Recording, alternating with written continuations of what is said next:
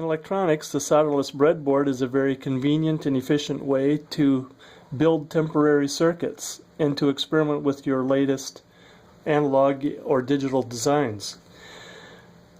To help explain how to set up a breadboard, I'm going to go through a very simple circuit. In this circuit, we are going to take a look at a 9-volt battery that's going to power an LED through a current limiting resistor. We're going to use a 9-volt battery with some connectors on it.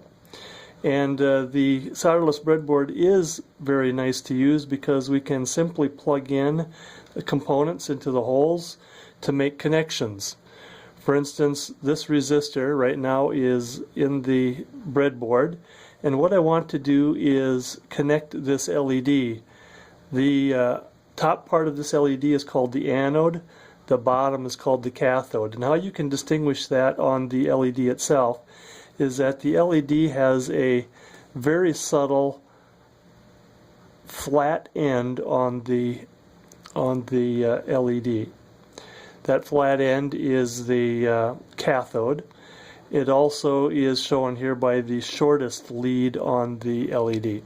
So I'm going to plug in the LED into the board, and to make a connection between the resistor and the anode of the LED, which is the long terminal here, I'm going to plug the LED into any one of these vertical holes. If I plug it in like this, then the anode is connected to the resistor, and we will have the beginning of our circuit. If I were to connect it down here, again, the anode is vertically aligned with the LED, which would be a connection. I cannot connect it this way because adjacently these holes are not connected together. So in any one of these 4 holes here would be a perfect connection. The only other thing that I have left in the circuit is the battery. The positive end of the battery is the red wire on a battery clip.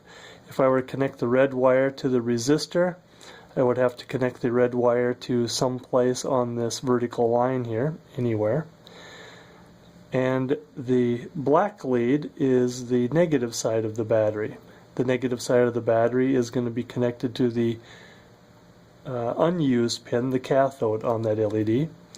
And when we make connection, the LED will be connected to the 9-volt battery, and we should have the light. So this is a use of a solderless breadboard. There are several ways to connect it up. For instance, you could connect the LED up straddling the center line here. There is no connection between these 2 connections on the solderless breadboard. There is a connection from the LED to the resistor. However, this gap, there is no connection. So I could connect the battery up to this point here and also have a completed circuit.